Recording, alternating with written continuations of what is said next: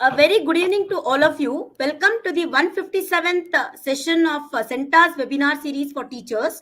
I hope all of you are keeping safe and staying healthy. The topic for today's webinar is enhancing engagement and promoting learning in the physical classroom. And the facilitators for this session are Ms. Kavya Rajagopal and Ms. Ipsita Malavia from TISS. A very warm welcome to you, ma'am. I would like to introduce both our facilitators. So today's webinar will be till 6:30 p.m. Till 6:15 the session will be taken up by the facilitators, and last 15 minutes it will be for the question and answers from the participants. Let me introduce Kavya Rajagopal ma'am. She is an educational psychologist who recently graduated from Christ University, Bangalore. Her commitment to advocate for mental health friendly schools and build capacity in stakeholders to nurture this and others' well-being stemmed from her experience as a Teach for India fellow and a research and training associate. She has worked in schools and NGOs as a teacher trainer, researcher, curriculum and resource designer, and a school counselor. In her spare time, Kavya Rajagopal enjoys playing basketball, badminton, painting, dancing, learning languages, and taking part in adventure sports. Currently, she is working as a program officer at Simha. A very warm welcome to you, ma'am. Now, let me introduce Miss Ipsita Malavia. She is the program coordinator for the school initiative for mental health advocacy, Simha. Ipsita ma'am finished her master's in counseling psychology from Tata Institute of Social Sciences, Mumbai in 2019, and her bachelor's in psychology from Kamala Nehru College, University of Delhi in 2017. She has been working with Simha since June 2022.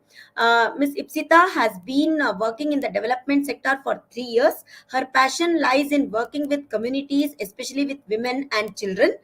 She has previously worked as a program coordinator for a non-governmental organization based in Mumbai that developed and facilitated social and emotional learning curriculums with students and teachers in government and non-governmental schools.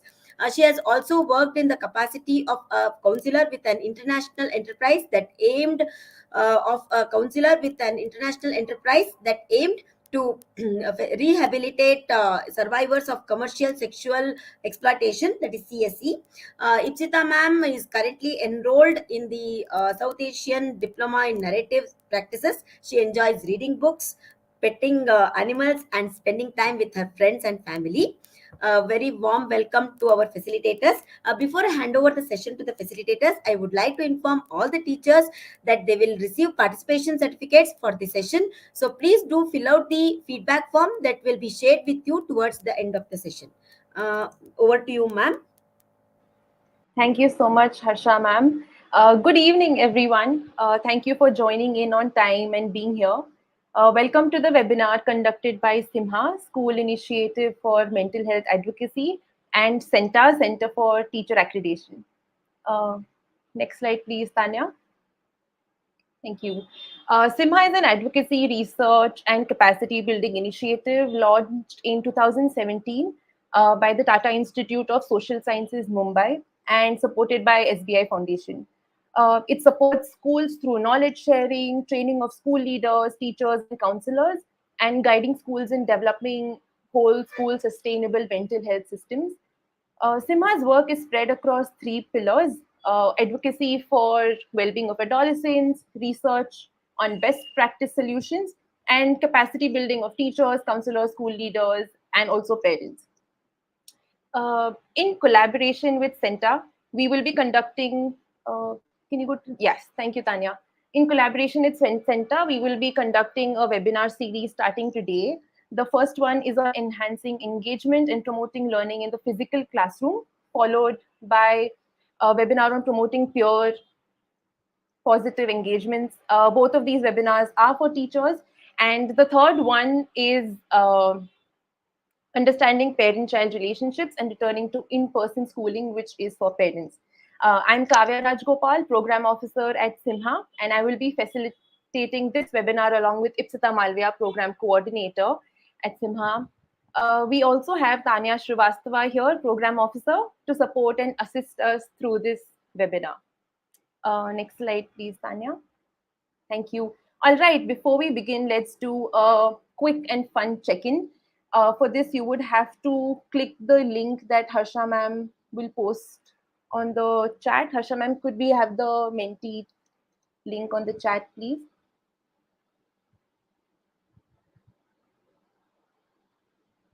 Thank you, ma'am.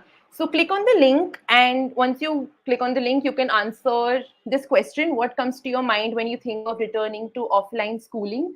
Now that we've all gone back to school, the experience must be unique, and we'd love to know how it's been for you. So one word that reflects your experience, you could either just directly click on the link or go to menti.com and enter the code, whichever works for you.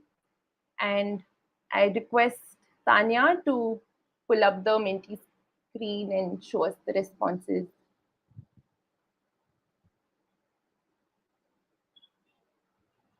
Wow, challenging. Okay, so for those who are new to the word cloud, the most prominent, most common word will be highlighted and enlarged.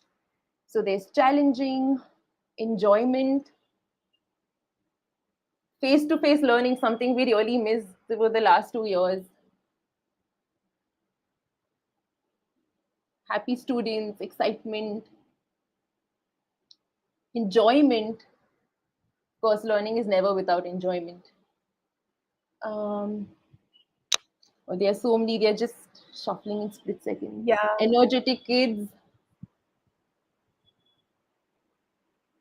classroom, unprepared, fun. Challenging is still the most prominent word, and we can imagine why, and that's why this session is to know how to overcome some of these challenges. We'll spend another minute for everybody to type in their responses. Attention span, that's right. Active learning, that's good to know that we're back to school and back to actively learning. Challenging, somebody's put on the chat. Thank you for sharing. Okay, so they're still excited. Wonderful, good. Interaction, something we missed outside and within school. Good, fun. All right, thank you so much for sharing. I hope we keep the interaction going through the chat moving forward. Tanya, okay, motivation. Thank you for sharing on the chat. Can you go back to the slide, please? Thank you.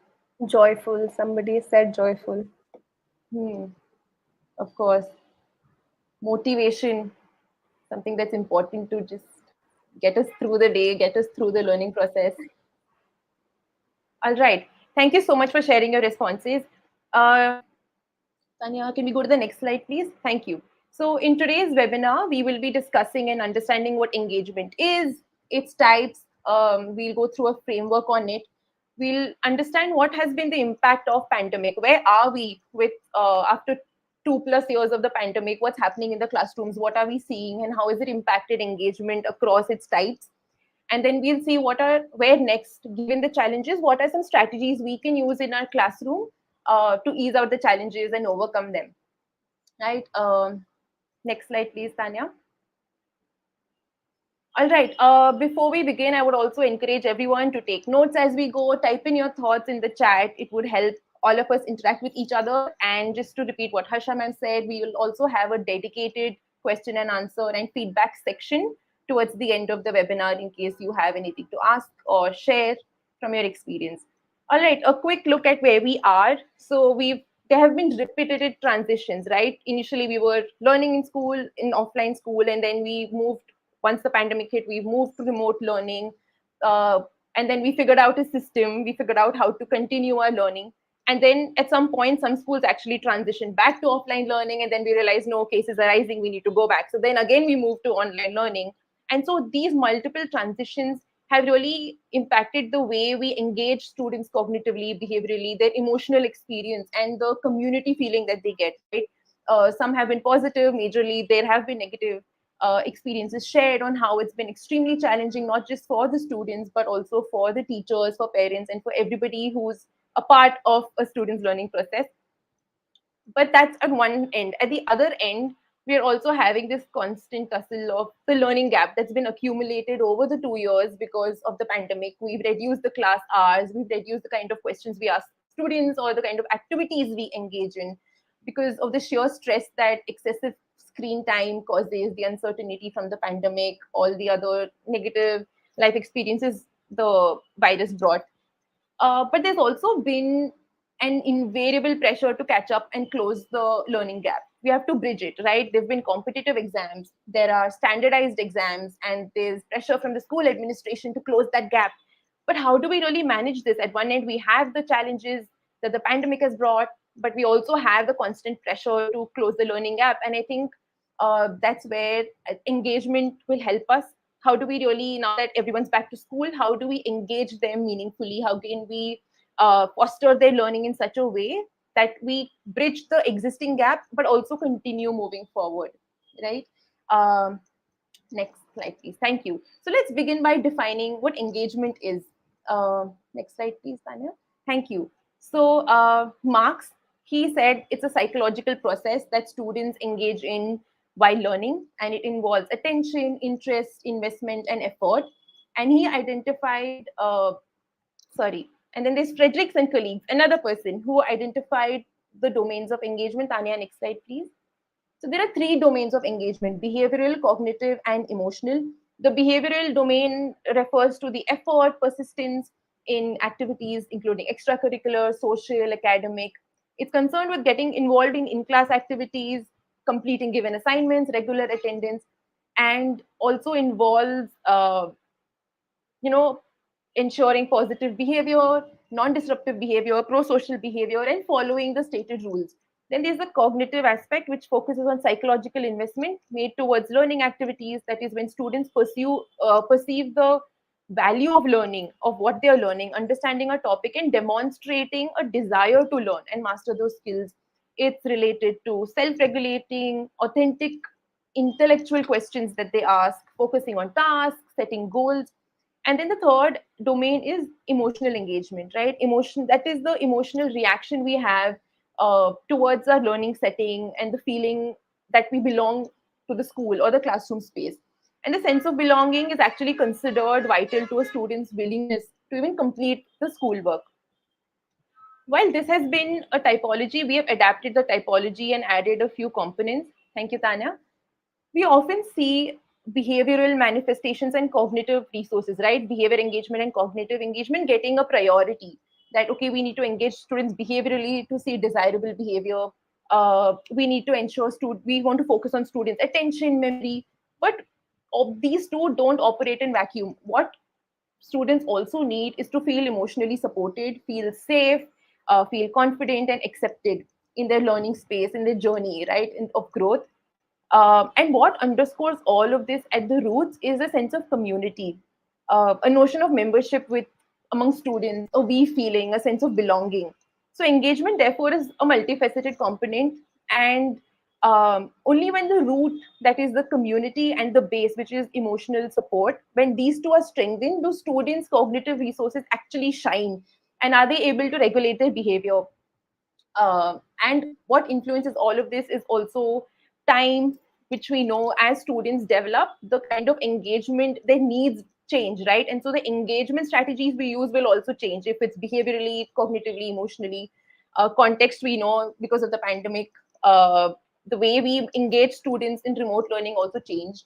But there's also the aspect of culture. Do we really value engagement? Do we really value the feeling of community? Are we intentionally focusing on the emotional support we provide to students in our classroom? So all of these factors is what makes student engagement. And this session, we will be focusing on behavioral, cognitive, and emotional. Thank you, Tanya. So let's start with domains of engagement. That is, where are we and what are we doing next? Let's start with cognitive engagement.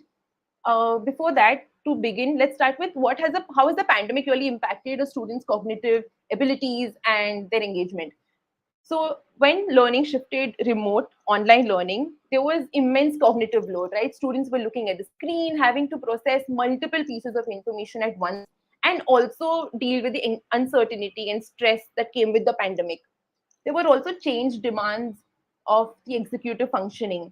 They had to listen and write at the same time, process instructions and expected outcomes. But all of this also happened before the pandemic. But how did remote learning really impact their executive functioning? Because there was just one modality of learning, which was virtually and through the screen.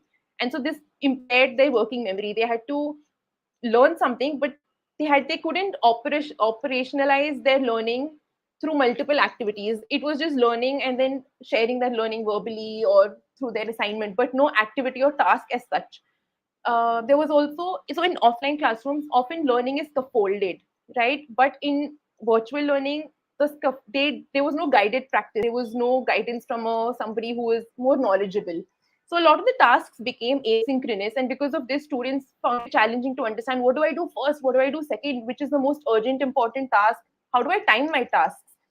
There was also challenges with retention of information, so they were longer, took longer durations to retain information, and they found it challenging to apply what they learned into an activity which is of different formats. So they're learning virtually, but they have to apply that information maybe through behavior, maybe through an activity, but that transition wasn't smooth. There was also an impact on their higher order thinking skills. So now shorter class durations were put in place to reduce stress. Um, and also the kind of activities and expectations were reduced, right? So that students don't feel stressed, they feel supported, they're learning. They've just, we started focusing on continuing learning rather than building learning, uh, just because of everything that was happening around us. And so this impacted their higher order thinking skills, such as their problem solving skills, their critical thinking skills, which is basically reasoning, their creativity. So sometimes, the kind of questions or activities we did in class, where we provide a situation and we understand what are the different paths we can solve this, or approaching a scenario through multiple ways. What are the possibilities? The scope to speak about this and discuss this drastically reduced. And so, what are the impacted areas? One, attention and concentration. Not just the focused attention was reduced, but also the sustained attention. Can they sustain their attention for longer duration? Their motivation to just the intrinsic motivation to sustain with a task, to do their homework or their schoolwork. Their memory took a dip because we were just recalling, but we were not rehearsing what we had learned. We were not being able to apply the information that was being learned. And another interesting aspect, another impacted area was cognitive flexibility. So now, cognitive flexibility refers to shifting between tasks or shifting between lessons or subjects. But now in remote learning, we usually stuck to one subject or one topic so that we lessen the strain on the working memory. But what happened now, when we're going back to school, students might have to move between classrooms, move between lessons, transition from different activities during a same lesson. And this might cause a challenge to keep up with whatever's happening in the class, process all of this, and still feel motivated to continue doing it the next day. Right. Now, I'd like to ask everybody, what are you all seeing in your classroom with regard to attention and concentration? What's happening with regard to motivation? Do you think students are able to recall information? Do they feel motivated to do the task? It would be great if you could share your experience on the chat. We'll spend maybe 2 to 3 minutes on this.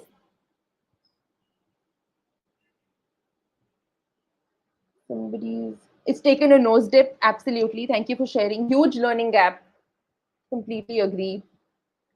We are back to where we started 2 years ago. Less stability. That's right.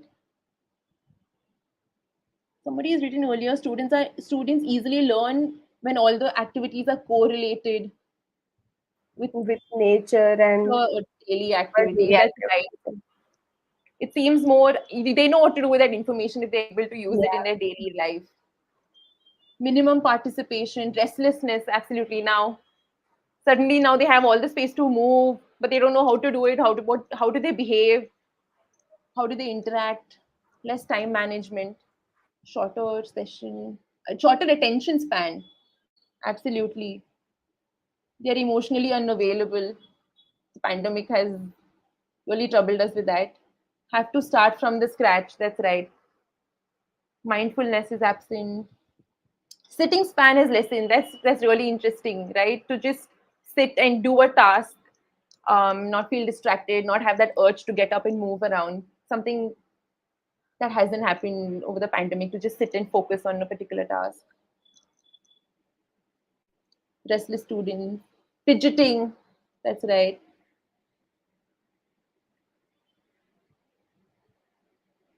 They're happy to move around. Right. Getting distraction. Yes, getting distracted now that everybody's back in the classroom. All their peers are there. There's so many activities. But where do I focus my attention if so much is happening? Classroom teaching is slower now. That's right. Trying to cater the teaching to every student, so that way the pace is kind of, we're trying to pace it to the average. All right, thank you so much for sharing. We'll move ahead, but please keep the conversation going. It would help other teachers know that they're not alone, and these challenges are faced by quite many behavior issues. All right, thank you so much. uh, Tanya, next slide please. So now, so as all of you mentioned, we've seen a problem with attention and concentration. They're getting restless. They're having difficulty paying attention, unable to answer answer the questions that have been asked. So they might have heard something, learned something, but to recall that and say that, because they weren't paying attention and they were not concentrating on the instructions. Request for frequent breaks because they're getting distracted. They're unable to attend to anything for a decent period of time. There's also been what we see in the classroom with regard to motivation is now they're not intrinsically motivated, so they're not being, maybe not carrying materials, incomplete work, reduced attendance, or even if they come to school, they might not be able to participate intentionally, or as a group produce the output that was required of them. Uh, they give up easily on tasks, request for easier tasks because, I'm feeling bored, I don't want to do this. Can we do something else? Can we just have fun for some time? Next slide, please, Tanya. And with memory, so they might have learned something, but they might not be able to recall because they're just not used to that habit now. So inability to answer questions, poor recall of previous material, and because they're unable to remember, just frequent requests to repeat the instructions that have been shared. And with regard to cognitive flexibility, students might be finding it difficult to organize their work because they don't, now there's so much happening, so many lessons, so many topics. How do I organize my work? Something as simple as that. Taking extra time to settle in once after a recess or while moving classrooms. Disproportionate completion of assigned work. So they might have actually started the work, but to sustain through it might have been difficult because the questions might be different. Switching between the nature of questions or the demands might be different. Difficulty accepting changes in schedule. Earlier, they might have had 2 or 3 hours of classes with maybe 2 lessons, but now there are multiple lessons and subjects that are being brought back into their learning schedule. So just accepting those changes might be difficult. All right, next slide, please. Now that we spoke of the impact, what we might see in the classroom, let's talk about the strategies we can use. So initially, now that they're back to the classroom after a long time, just to get their mind warmed up to engage with the content that might be at that grade level, but they still have to engage with it, right? Even though there's a learning gap. So to warm up their mind, it's good to have a riddle of the day or brain teasers, which are fun, but still get them cognitively thinking. So now that there are multiple lessons and just a lot of content that is going to be covered and a lot of activities, it's good to have a mind map agenda that helps students predict what their day might look like, what is going to be expected of them, so that they're more prepared to engage with all of those tasks. Uh, Also, now that is a lot happening, it's good to organize the board so that students are able to focus their attention to a specific part of the bulletin board or the blackboard and engage with that part, complete the work, and then move to another. It just builds that easiness in engaging with what's written and what's expected of them to do with a particular task. Like everybody, even adults, we all need breaks, right? After a particular time that we spend with a task, it's good to move and take a break. So stretch it out, just physically move, focus on the sounds. Either you could play music and ask what are the different sounds you hear, or just use the gifts of nature and just ask them what are you hearing around you. Play a game of Simon Says so that they're still paying attention, but it's just a different, it's a break from the routine and also involves movement. Sometimes we want to play games, but we still want them to be educational. We fear it might, they might get distracted and not want to come back. So spot the difference in text is one activity where you can give students two texts with, slight variations, and they have to spot the difference in the text. For higher classes, since their engagement demands might be different, we could also tell them to compare and contrast. What are they seeing? If there's a difference, what is the difference? And ask higher order thinking skills questions to them. Get set cancel is a fun activity where on a sheet of paper there are a lot of words written or numbers, and you have to cancel a common word. So if the word is the, whenever they read it, they have to cancel the word in a time span. Buzz is an interesting game where students stand in a circle or they sit in their seats. And for example, every multiple of 5, instead of saying 5, 15, 20, they have to say buzz for every multiple of 5. This could actually get more rigorous if we say for every article in the sentence, you have to say buzz, or for in a song that is there, or for every personality trait that we come up or we hear, we have to say buzz. So that way we can add variations to the game. Next slide, please. Thank you. This is an illustration of a mind map where the objectives are written, the activities that they're going to engage in are shared, the kind of assessment and evaluation that is expected and that will be a part of their learning process is shared. This is quite elaborate, but this could also be day-wise, where we just write a simple agenda, what's going to happen, when is it going to happen, and what are some of the activities that are there. So just to build that motivation to pay attention throughout the lesson, so that they know they have to use that content in their activity. Next slide, please. Thank you. This is an example of get set cancel. Easy, right? Just cancel all the B's that you see. But if we want this for maybe a higher class, we could have a text and say, okay, cancel all the personality traits or the evidence of personality traits that you see. What tells you that this is a personality trait of a character. So can just circle or cancel or underline all of those evidences, the articles. So any common concept can be cancelled across. And obviously, if we add time limit, it just becomes more fun. Next slide, please. All right, to enhance, so we saw what is attention and motivation, which was one impacted area. Let's see and let's talk about motivation, which is attention and concentration was the first area. Let's see about talk about motivation, right? So a good idea is to explain the purpose and relevance of what they're learning. This would help not just students, but even us. When we get to know what we're doing, why we're doing it, we're just so much more invested in the process.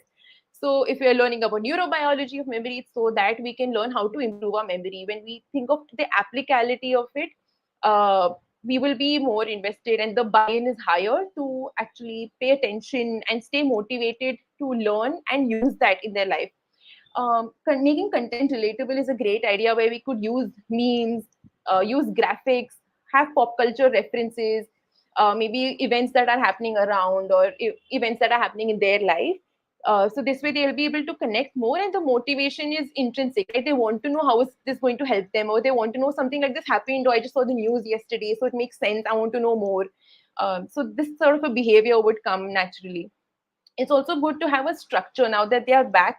For them to be motivated to attend to tasks, content, activities, it's good to break the tasks into smaller units and subunits so that then motivation is for a shorter due. So they're motivated to attend to this task, then they know that they're switching tasks, and so their motivation still continues because they know there's a change and they know how it's linked to an eventual outcome.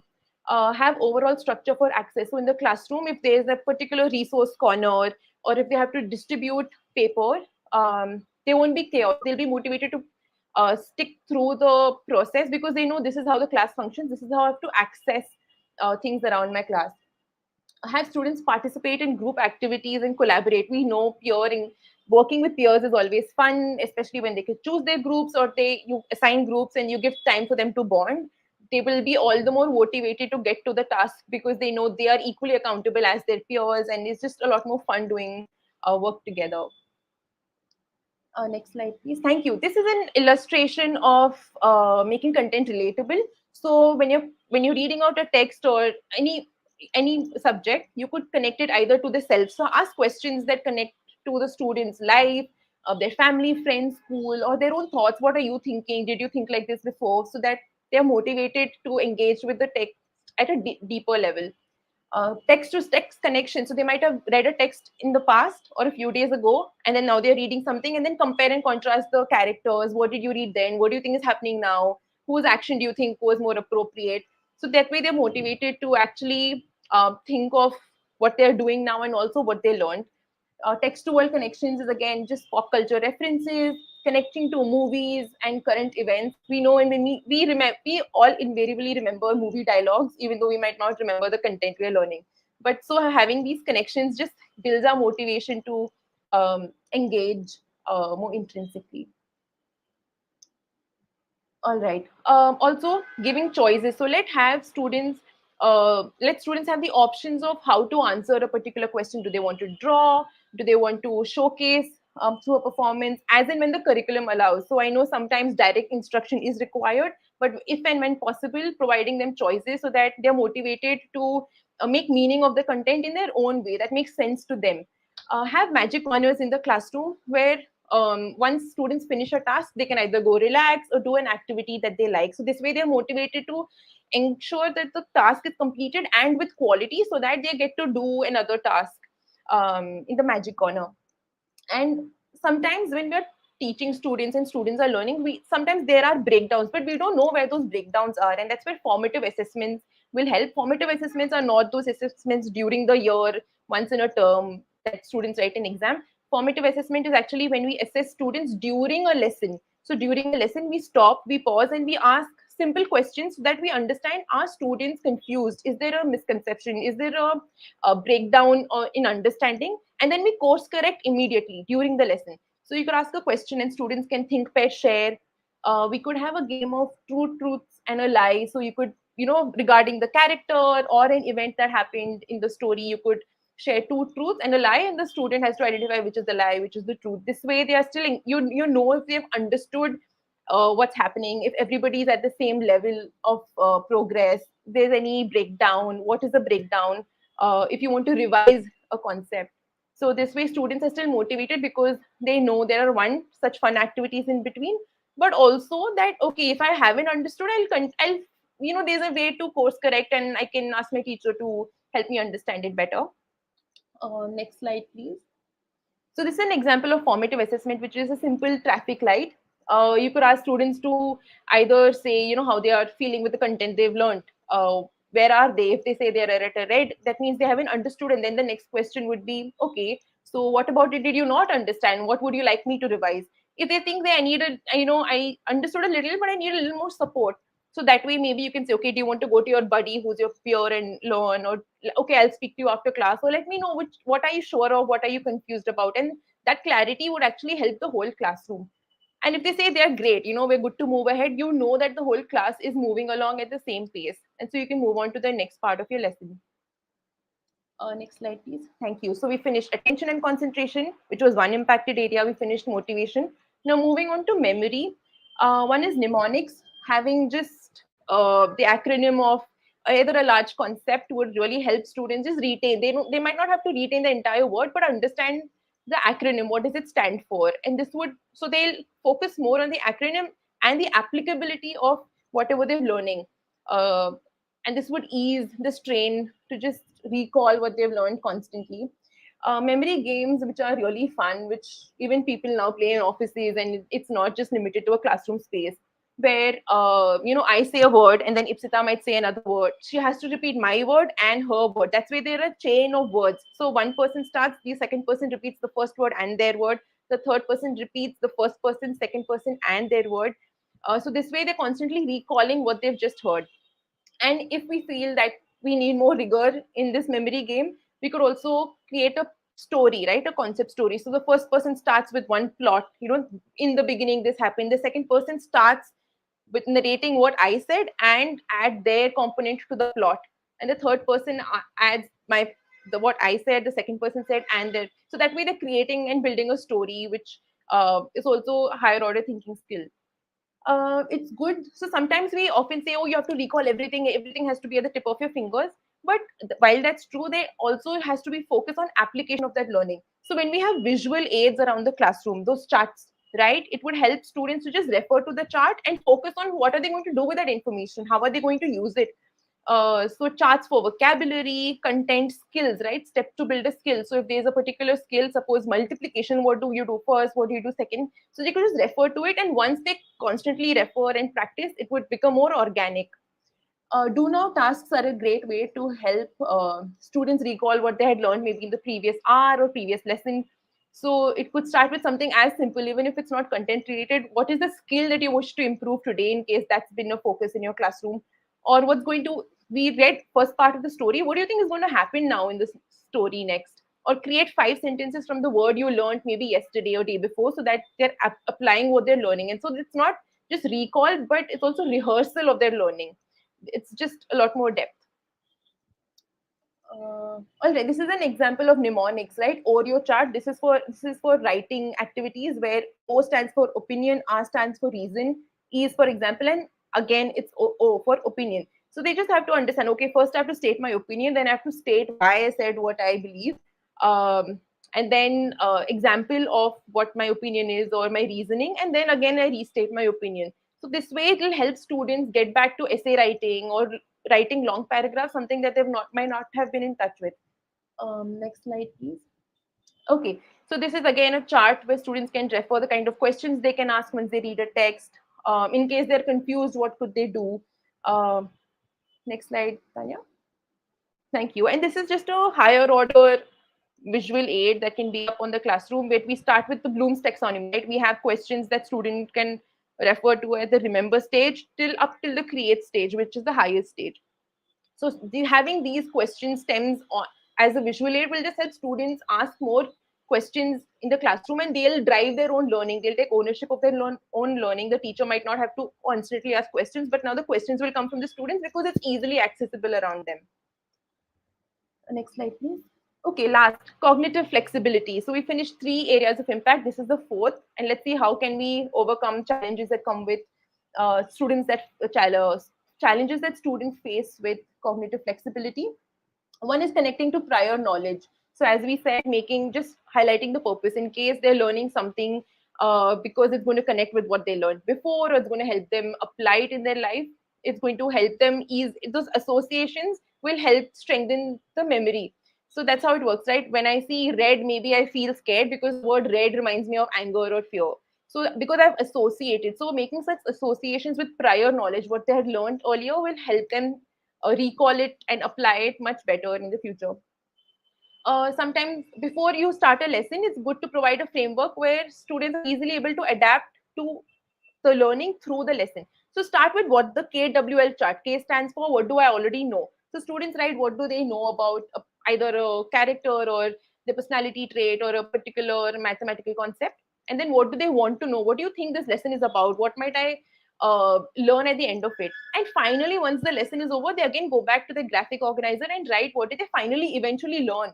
And so that way they'll be able to see the transition of the KWL chart, and it'll just help them remember what they've learned.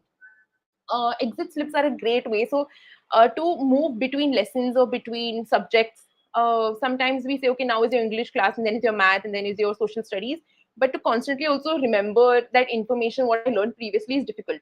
So while moving to before moving to another class, we summarize what we learned in the class first, so that we're sort of providing closure to the activities that we did or the content we dealt with. So exit slips are a great way where they summarize what they learned in simple formats, and there's an example. So this is KWL chart. What do I know? What do I want to know? And what have I learned? Tanya, next slide, please. Thank you. This is an example of an exit ticket where they state what I learned, the question they have, so that they can continue having conversation about the content that they've learned, and the process to move to the next class is easier. They've sort of summarized what they've learned in the first class, and then now they feel, there's a closure, and now I can move on to learning something new. Next slide, Tanya. Thank you. These are further questions that you can add to an exit ticket based on the age group. So adolescence is characterized by identity formation. They're more abstract in their thinking, so that way the kind of questions we ask in their exit ticket will be very different from the kind of questions that are there maybe in a primary classroom's exit ticket. So visible thinking frameworks such as I used to think but now I know, something I would like to learn from, do from today's learning, how do I think this information will help me in my life maybe 5 years from now? Such questions might actually help adolescents engage with what they've learned in a more meaningful way and be confident, feel more at ease to move to the next lesson now that they have summarized whatever they've learned. Next slide, please. All right, I invite Ipsitar to take over the next two domains. Thank you. Thank you, Kavya. I was just going to let everyone know that we are taking note of the questions that are there in the chat, and we will respond to them towards the end. So please bear with us till then. So yeah, we've come to the second domain, which is behavioral engagement. So again, we'll just have a look at how the pandemic has impacted behavioral engagement. So certain factors that we look at for the students when we think of routines, right? So when the pandemic came in, routines changed for everyone. So they changed for the students, they changed for the parents who were there in the house. So that disruption of routine was one big factor that played a part in impacting the behavioral engagement of students. There are opportunities to read and write. Someone had mentioned that there are students who don't even know how to hold a pencil right now because they didn't have that opportunity to do that in school, and everything that was remote made it less possible for them to learn all of these things as quickly as they might have done had they been in school and had they been with teachers and their peers. There was also a significant reduction in physical activity because they were mostly sitting in front of their screens when they were attending school. And there was also a reduction in the opportunities for them to self-regulate. So they didn't really have the chance and the opportunities to be able to practice or even learn self-regulation on their own, right? And the areas that were impacted because of this were their energy. So you would see that there might be a change in their energy levels. They might be too excited. A lot of you mentioned at the beginning that kids might be restless, right? And then they might also have a very low time when their energy is very low. Their reading, writing, and speaking skills. This is something that most of you have also mentioned in the chat. And classroom behavior. So certain behaviors that they might show in the classrooms would change, right? So I would just take a minute here for you to just think of in your classrooms if you've seen any change in the energy of students, in the RWS skills, which is reading, writing, and speaking skills, and any classroom behavior which you might have seen change after these 2 years. Lack of concentration and restless, getting irritated at once when asked to start learning,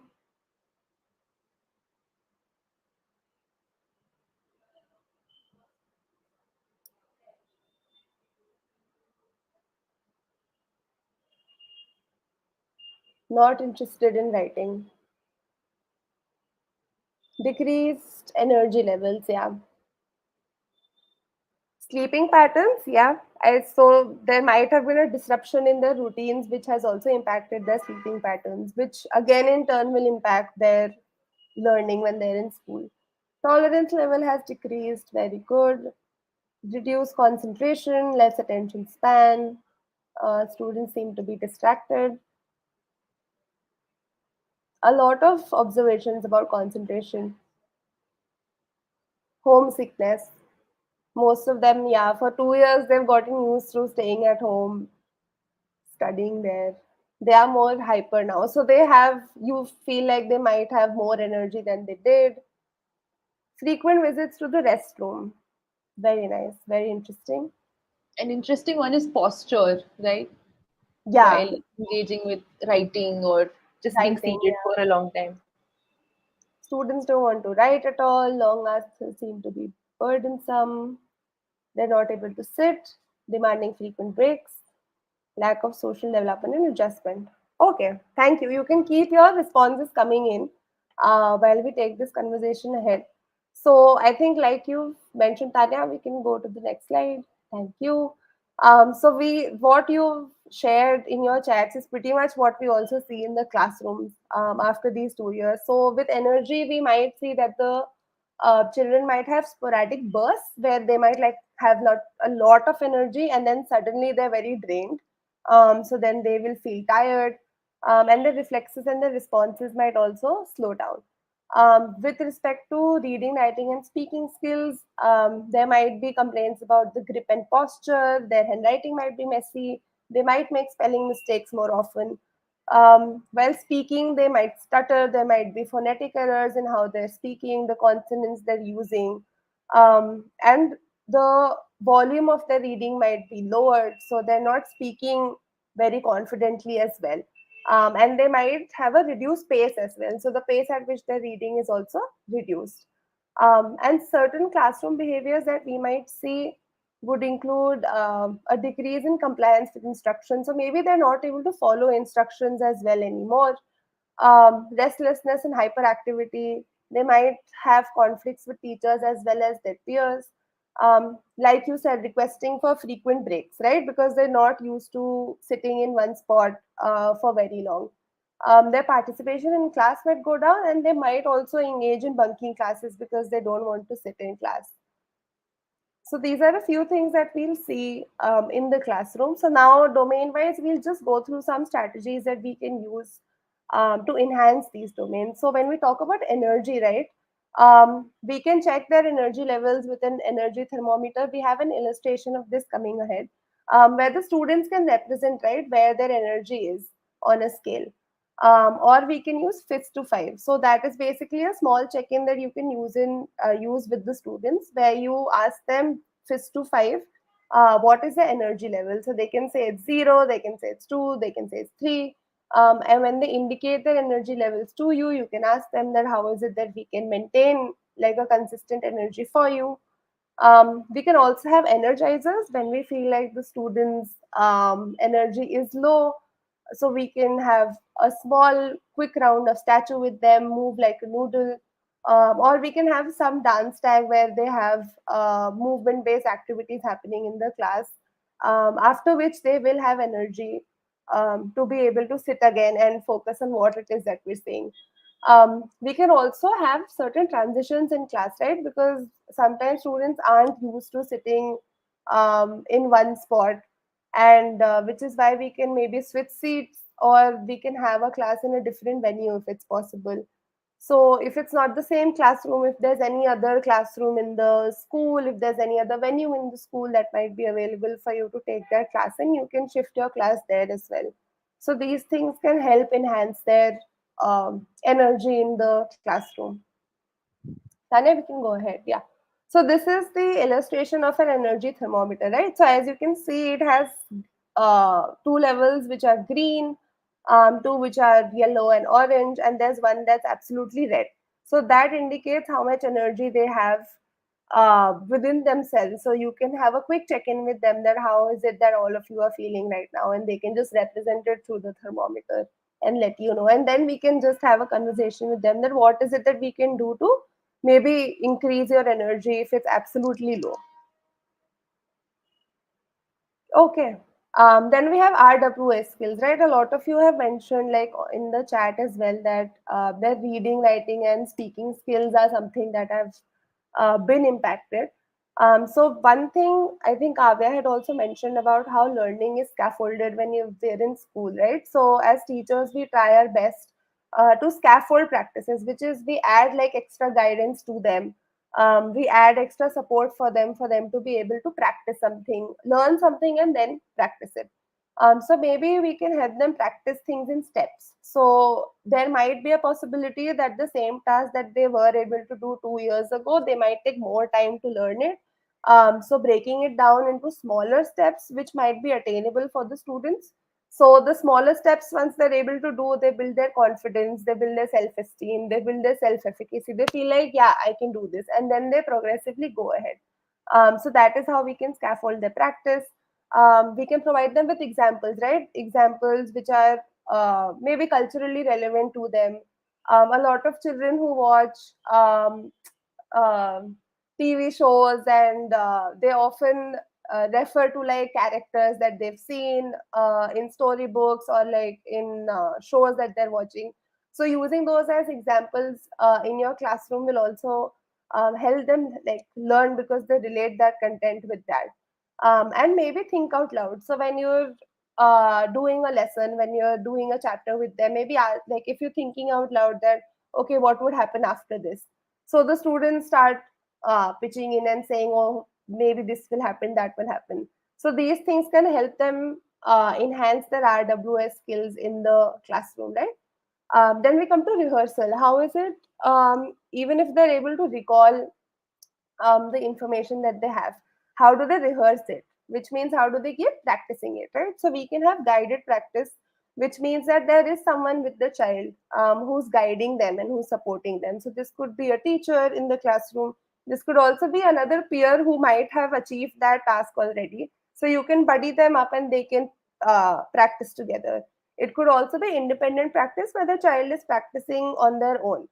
And we could also change formats and have like multiple contexts in which the child might practice. So, for example, if we've given the entire class a homework or like classwork of like if they have to practice writing, right? And we've given them a paragraph, and we observe that a few students are having difficulties in sticking with the paragraph writing. They stop writing or they take a lot of time to finish the paragraphs.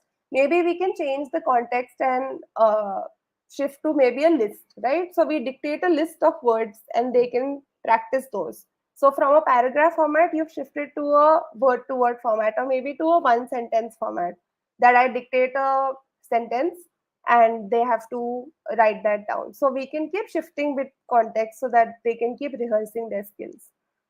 We can also have RWS activities in a fun format where they don't seem like we are being very didactic with them.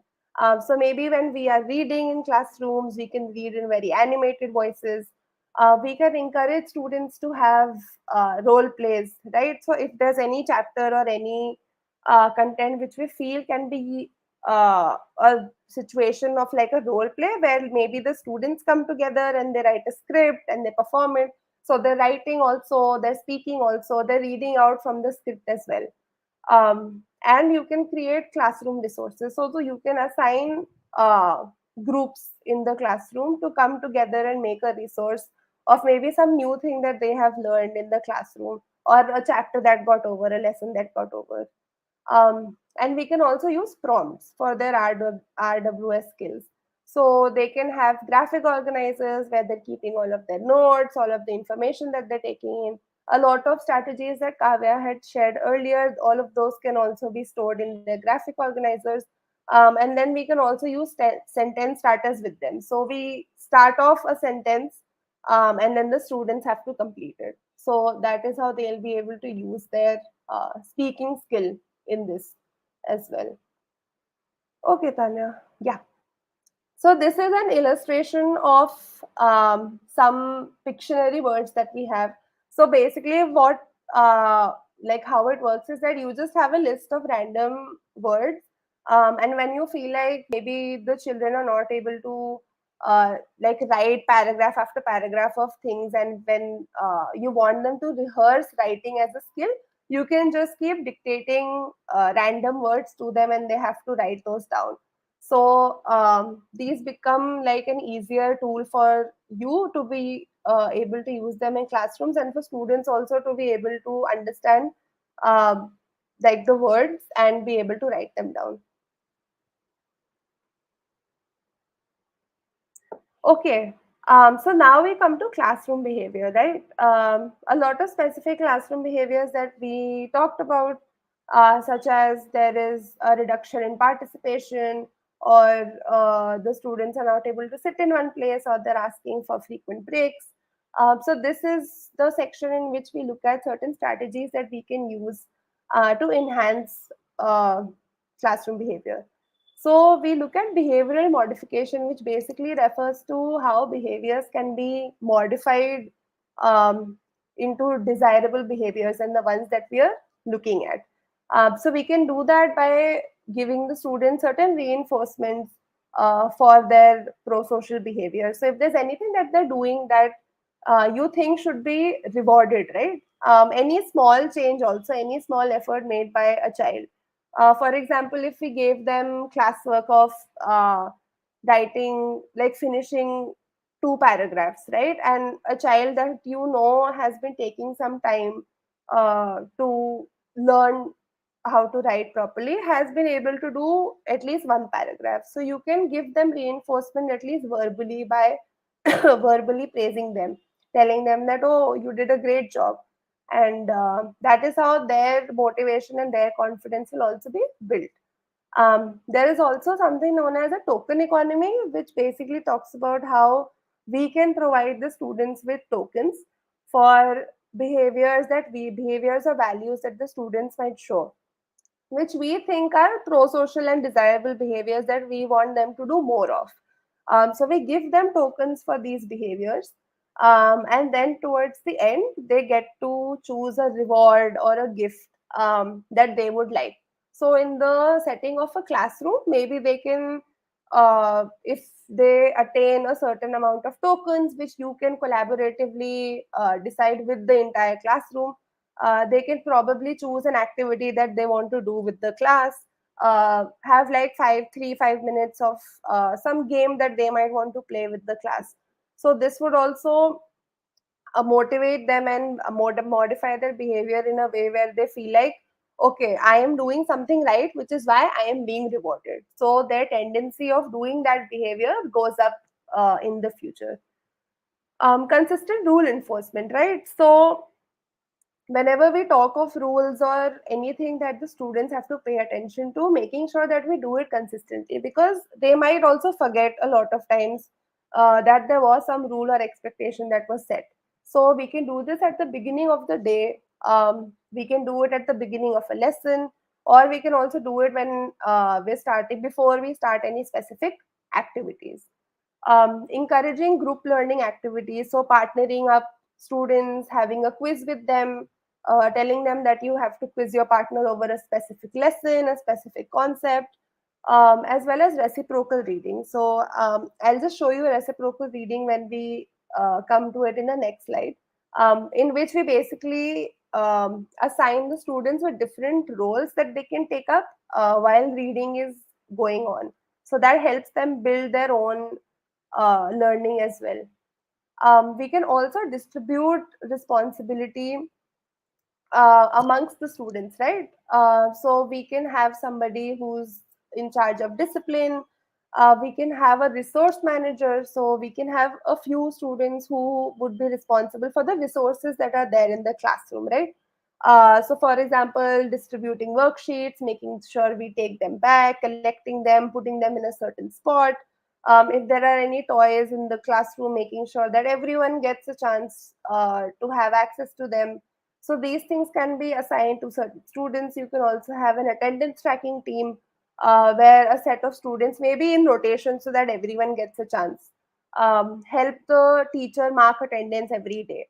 So this is how students will also build ownership of their own classroom, as well as the relationships that they have with the peers and to the teacher itself.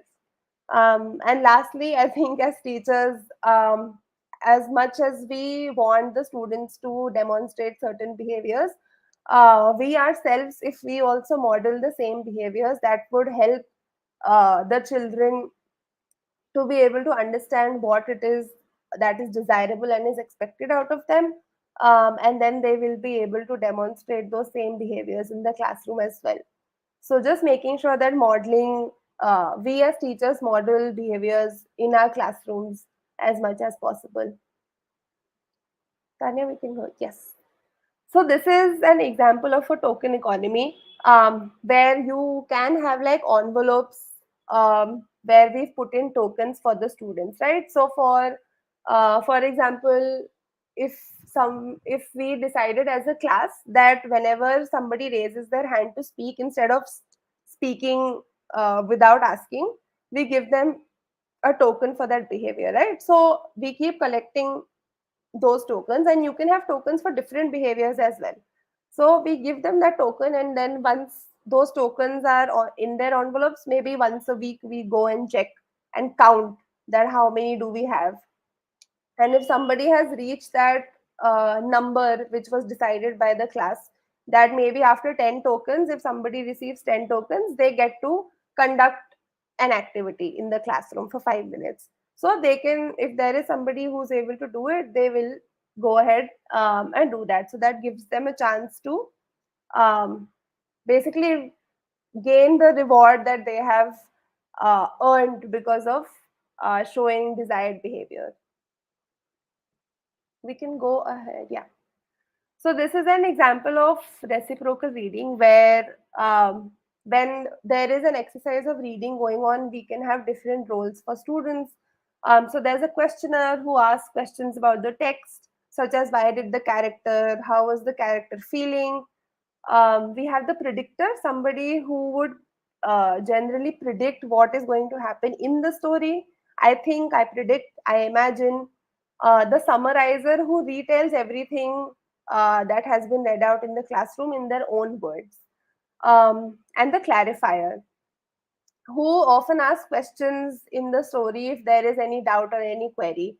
So questions like, I don't understand this sentence, I am confused by this part, do you know of any other situation like this? So this would be an example of reciprocal reading. Okay, so we are at our last stretch now for the last domain, which is emotional engagement, where we can again look very quickly at how the pandemic impacted it.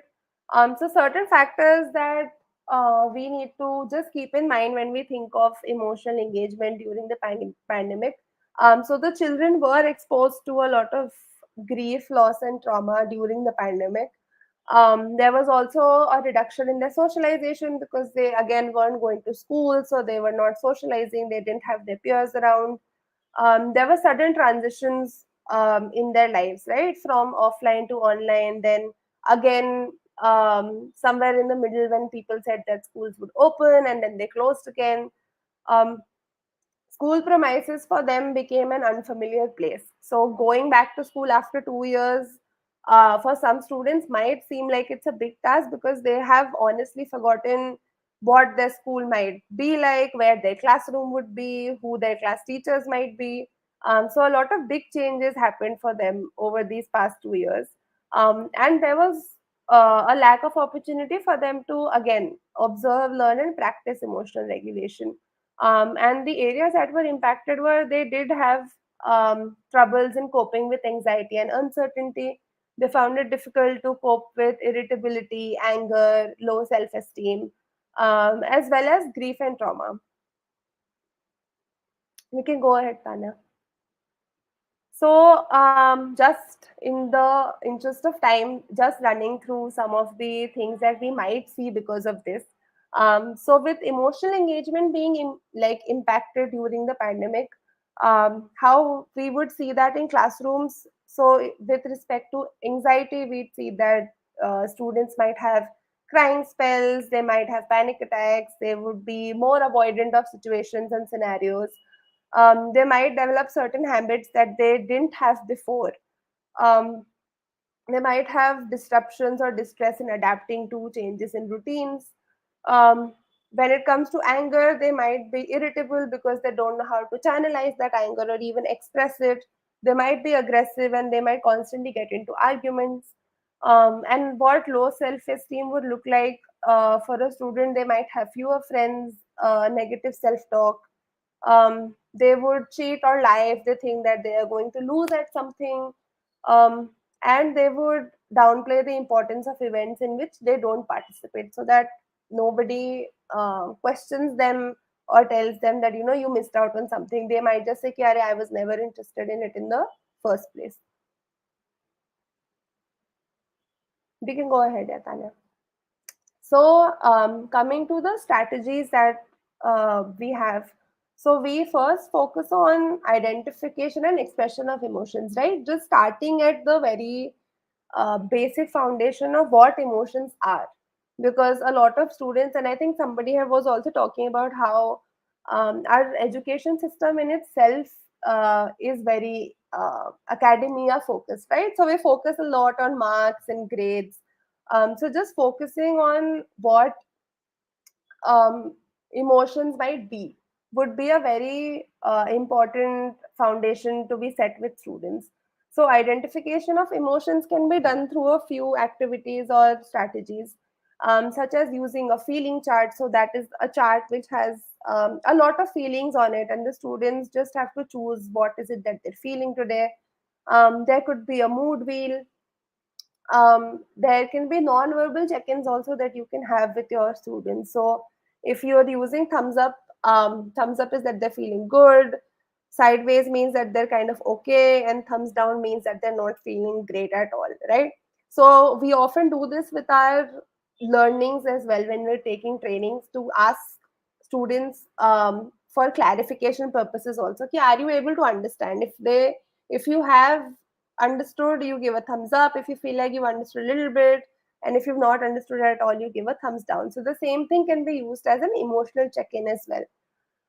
There can also be an emotions thermometer. So that is something that we have an illustration of aage, so like we'll show you. And we can also play a game like damsharaj with the students, which could be what's my emotion. So maybe we have like 2 3 children coming in rounds, who volunteer, and then they kind of act out how it is that they're feeling, and the other students have to guess. So these are just ways in which students can be introduced to identifying emotions in the classroom, right? And how is it that they can express their emotions? So sometimes they can draw it. So since a lot of students are they have access to digital media, they have access to gadgets, so they are aware of emojis, right? The emojis that we have on our keyboards. So they can draw those emojis. You can ask them to draw how they're feeling. They can show their feelings through coloring, and they can make collages if they want. There could also be movement based activities where we can ask them, we can play some very mellow music, ask them to move around for a bit, so that they release that energy from their body as well, if there is anything that they're holding on to.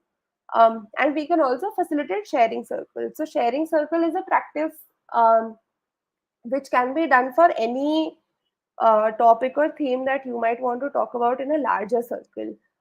So every week, maybe in a class, you can have like 5 10 minutes where the students sit together and you have a sharing circle where we talk about emotions, right? So for emotions, maybe one day we choose happy. So we discuss in the class ki, when was the last time when we felt happy, what was the situation, who were the people who make us happy, how do I feel when I'm happy, and how do I look when I'm happy. So these are things that we can bring up in the sharing circle, so that they are also able to understand and learn how is it that they can express their emotions.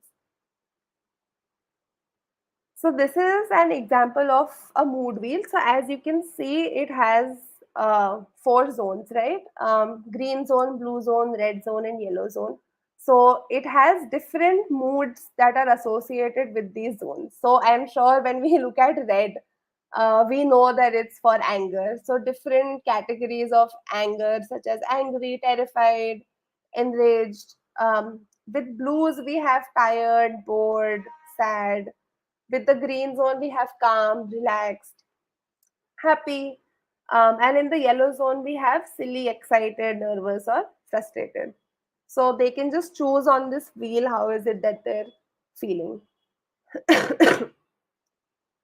Then we have the feelings chart, right? So these are just examples of how these strategies might look like. So like we talked about, right, emoji is again something which is relatable for students since they've been exposed to gadgets and digital devices. So this has different emojis on it, and with it, it has feelings written under them. So scared, sick, hungry, proud, happy, whatever it is that the student is facing or feeling, they can just choose that from the chart. And then we come to strategies that promote emotional well-being in the classroom. So paying attention to your language, right? As teachers, how is it that we are also speaking to the students? So using language which validates students' experiences, which basically tells them that what they are what they are feeling is all right. It's okay for them to feel the way that they are feeling, so that they feel supported and they feel that they have a trusted adult around them. um, so instead of saying things like why would you do that or what is the matter with you, we reframe it to I can understand why you feel that way. I would also be upset if I were in your position. Yes, I understand your concern about needing to improve your speed for math sums, but let's take a minute to focus on how much better you're doing with the concepts. So instead of the students also feeling like they have to rush from one thing to other, like another, we can also sometimes take a pause, and validate them for the efforts that they're making and the changes that are coming in their learning as well. And we can also help facilitate discussions about emotions. So we can have a post box, or we can have like any small box in the classroom, in which the students can just anonymously write down on a paper what is it that is worrying them, and they can just put it in the box, and maybe once a week or maybe once every fortnight, the class teacher takes out those papers and they have a discussion that what is it that worries children. And when the students talk to each other, they come up with their own strategies and their own stories about, oh, maybe this happened with me also, and these are the ways that I cope with it. These are the strategies that I use. So that also becomes a space where the peers are coming together and bonding, and a sense of belonging is coming in. We can also have an emotion corner where you can have certain things that the students might feel comforted by. So we can keep those materials in a certain corner of the classroom. So if there's any such situation where a student feels very overwhelmed, they can access those sensory materials, till they feel like they're calmer, and they are grounded.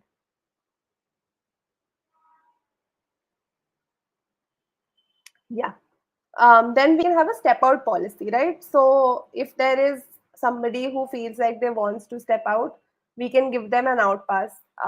They can go outside of the classroom, maybe go with another student, who we feel might be able to guide them. Support them with self-soothing skills. So we can teach them certain basic breathing practices. Even if they do deep breathing with us for 2 minutes, that would also help them ground themselves. And we can also refer them to experts. So if you have access to counselors, school counselors in your school, or nurses, you can have a conversation with the student and refer them to those counselors in case there is anything that needs attention. Yeah. So this is a small illustration of the 5 4 3 2 1 grounding technique that is generally used for when somebody is distressed or overwhelmed and we can sense that they're not in the present as much. So you can ask a student 5 things that they can see, 4 things that they can touch, 3 things that they can hear, 2 things that they can smell, and 1 thing that they can taste. So with the sensory inputs, their brain gets inputs from their present environment and it brings it back to the present, and they are hence able to ground themselves. So strategies to cope with distressing emotions, we can help a child again come to baseline, which means that we can help them with deep breathing, we can help them with certain self-soothing activities, we can give them reminders that um, they are safe, right? So telling them that there is nothing here that will harm them, you are in a safe situation, I am here to help you, to support you. These are reminders that would help them come to baseline. Processing their feelings, so we can also encourage a process where students can process their feelings. So we can help them decatastrophize. So catastrophizing basically means that you think of the worst case scenarios when something happens. So decatastrophizing for them would look like they would we can ask them questions that, okay, if this happened, then what would happen, right? So giving them scenarios and situations where they are able to think of situations which are not very overwhelming and which might help them ground and come back to the present. Asking them open questions, encouraging perspective taking, helping them identify, right, ki when you were feeling distressed, when you were feeling overwhelmed, what was happening, who was there, where were you, what was your body feeling, what were the thoughts that were coming to you, and what was the outcome of that, what was the result of it. And at the end, we talk about giving them extra support. So, in case they had to leave in the middle of the class, there could be accommodations for their work, or we could break down their tasks further in case they need more help with it. So this is an example of a sheet where we talk about our top 5 worries. So this helps the students identify what is it that worries them. So maybe having a worksheet like this, or maybe drawing this on your blackboard and having a discussion with the students on this would help them identify their worries. So this is the anger thermometer, which basically talks about, like, as you can see, we've again got the same color code of calm, annoyed, frustrated, angry, and furious. So for the students to be able to identify what emotions do they feel, and also to be able to tell that to the teacher that currently I'm here or I'm here, on the thermometer. And also another table, which again, you don't need to have worksheets, you can just have discussions with them if possible, where you ask them what the triggers are. So I feel furious when, I feel angry when, I am annoyed when. So they talk about situations where they have felt this way. And then um, they also mention calming techniques that they can use when they're feeling this way. Tanya, we can go ahead. Yeah. And these are the strategies that we can use for low self-esteem. So if they have any difficulty in understanding things, just rephrasing statements for them, right? Helping them state it as, I have difficulty understanding math versus I'm too stupid to understand math. So helping them focus on the behavior that they're not able to do, instead of thinking that this is a personality trait that they have, and focusing on strengths, elaborating on their narratives. So, if there are any strengths that the students are showing, making sure that we highlight them as teachers. So, for example, I noticed that last week you helped your partner when she was confused. What helped you do that? So, these are questions that make the child or the student, also aware of their own strengths and, yeah, that they carry. Tanya, I think, yeah. So this is again an illustration of a strength map, in which they can talk about multiple things, such as I am really good at, I am a good friend because, I am a good team member. So these are different areas of their life as well, right? Different roles that they play in which they might be good at. So just letting them identify these strengths of theirs so that they know about it and they can fall back on it.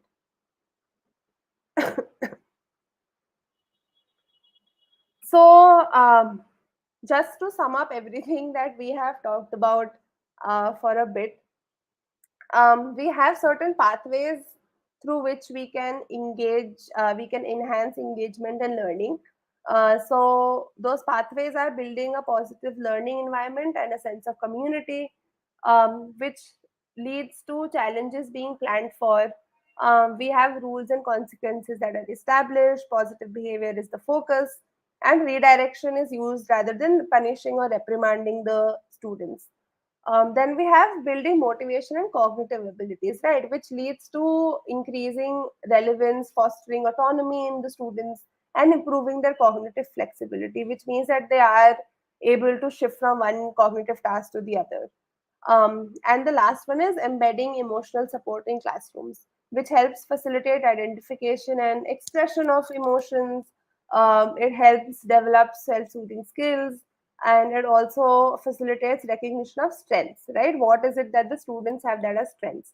So all of these pathways lead to one sole outcome that all of us look for, which is enhancement and engagement and learning. So this is basically a summary of all of the strategies that we have talked about for the past hour and a few minutes. Yeah, I think, yeah, that pretty much brings us to the end. Um, so this is a small format of taking feedback and reflections. This is again something that maybe you can also use in your classes. So it's 3 to 1, which is three things that I have learned, two things that I found interesting, and one question that I have. So we have, yeah, we've come into our dedicated feedback and question time now. So you can, if you have any questions or feedback, you can put them in the chat. I do remember there was one question early on which talked about, and a lot of other teachers also agreed with it, which talked about how is it that we can use these strategies in private schools, because a lot, like most of them, focus on academia, and making sure that we spend our time teaching instead of doing any other activities. Um, so, for which I think one thing to remember is that most of these um, aids and techniques that we have talked about are tools that can be used to facilitate learning in itself. So, maybe for example, instead of doing like a verbal discussion with the students of a lesson that you've just finished, you can just divide them into groups, help them, give them resources, chart papers, sketch pens, and they create a resource by themselves. So you are not really taking out additional time from your teaching time to be able to use these aids.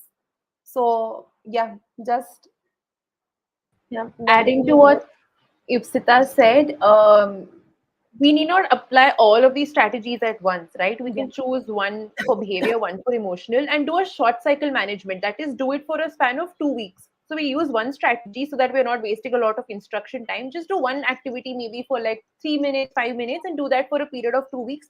And once that becomes an organic process or organic format of your classroom, then you can move to another activity, because students will themselves start doing the first activity by themselves. So that way you're not disrupting instructional time or yeah. using away lesson time. So that might help.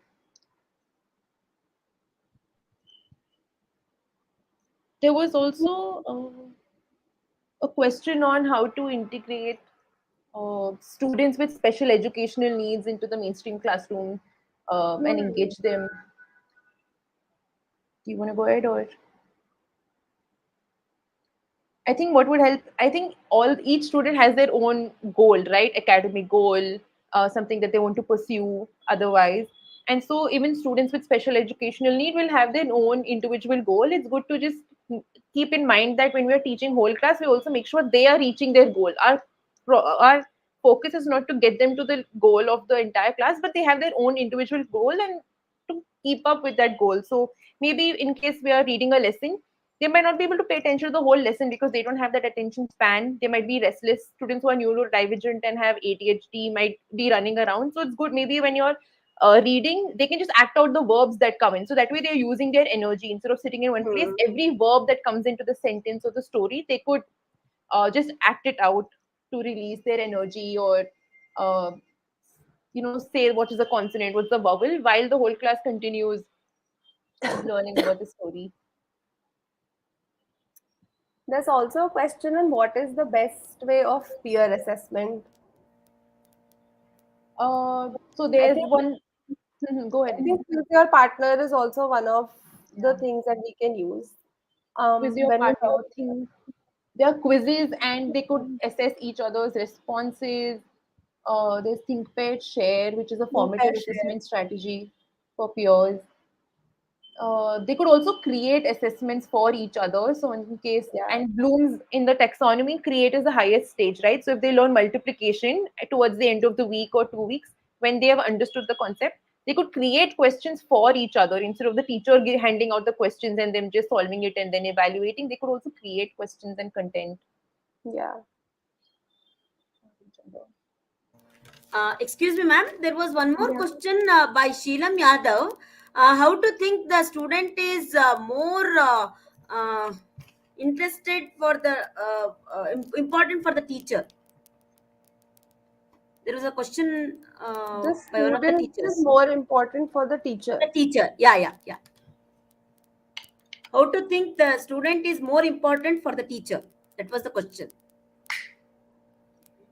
I'm So guessing this means how a yeah, Like student. when Kavya ma'am was doing the behavior, this one, right?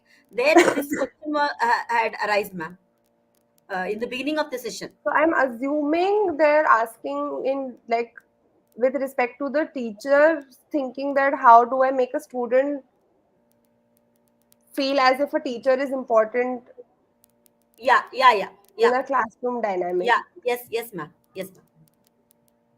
Okay. I think importance, I am a little confused about where this is coming from, but I think a lot of it would also depend on the rapport that you build with your students. So, one thing that we also often talk about when we and we might like we will cover this in the other webinars to come, where we talk about how you can take out time to just get to know your students, and spending maybe 3 5 minutes at the beginning of the class to just ask them how is it that they're doing, what movie did they watch recently, what shows did they watch. So also showing an authentic interest in your students also helps build a relationship of trust where the students might be able to trust you more.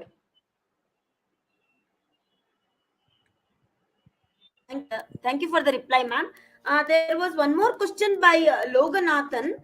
Adolescents with more distractions show to make them more concentration in studies. So how to? Yeah, this was one of the questions. Adolescents with more Distractions. distractions. Yeah. I think adolescence as a stage, as in developmental stage, is highly characterized by independence, taking ownership. They want to be independent, yet they look forward to peer relations and um, intimacy with their peer groups. So I think instead of telling them what to do, let them take the ownership of the learning, right? So instead of saying this is what you're going to do first, second, third, can they decide how they're going to learn, how they want to demonstrate their learning. Um, also sometimes we say this is your goal. If I'm a student, this is I'm told by the teacher, this is my literacy goal, mathematics, this is what I have to achieve. But with adolescents, can they chart out their goal? Can they say where they can they reflect where they currently are, where they want to be? And so what will have that conversation on what will help them fill that gap, because they are more interested in understanding themselves in relation to the world. And so once they're able to think abstractly, being more curious about what are the tools and strategies available, they'll be able to self-regulate their own learning. And I think that's what will help them stay motivated, and choose to avoid the distractions. And when is the time to avoid distractions? What is my goal? And so how long do I have to spend with the task that I'm doing? There's somebody who's also commented, will growth mindset enforcement help in bringing back their engagement, which is very true because growth mindset basically implies that learning is something that like learning is a curve basically. So how is it that we reinforce the idea of growth being possible in students, just making sure that every student also has different needs, and sometimes it is not possible for you as a teacher to cater to every individual need possible. So just checking in with your classroom, maybe having a conversation or a dialogue with them, that as a group what are the things that might work uh, well for us. Thank you for the reply, ma'am. There was one more question by Sukanya Sridhar, ma'am. She says she's asking how far is it practical to use these strategies in a traditional classroom of 40, where the teacher gets just max of 30 minutes of productive time alongside other activities that happen regularly. Yeah. So I think, like we said, that most of these strategies, if you go through them individually, are things that can be built into your lesson plans and your teaching plans, especially the ones where we are encouraging group activities. and even cognitive engagement for that matter. So the same, just looking at certain aspects of your lesson plans where maybe if there were any didactic elements to it, right, where we are just talking and the students are passive listeners.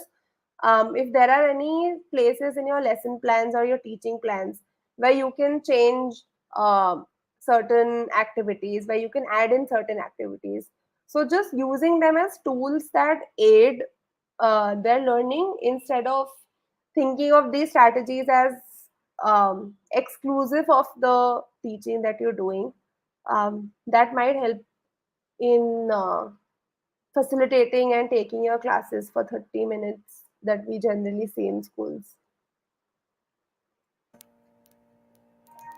Ma'am, I think we have exhausted the questions from the audience right now. Maybe we can get back to them in the coming sessions. Yes, ma'am. Thank you, Miss Kavya Rajagopal and Miss Ipsita Malviya, and also Tanya, ma'am, for a very engaging and informative session for our community of teachers. I'm sure that our teachers have got a lot of takeaways from this session. Thank you so much, all the participants, for engaging with us today. To register for more such upcoming webinars, please visit My Center. Please do be in touch. Please visit our My Center for the upcoming webinars next on 18th of this month as well as 25th of this month. Thank you once again. Thank you, Thank you, Harsha ma'am. ma'am. Thank you, Harsha ma'am.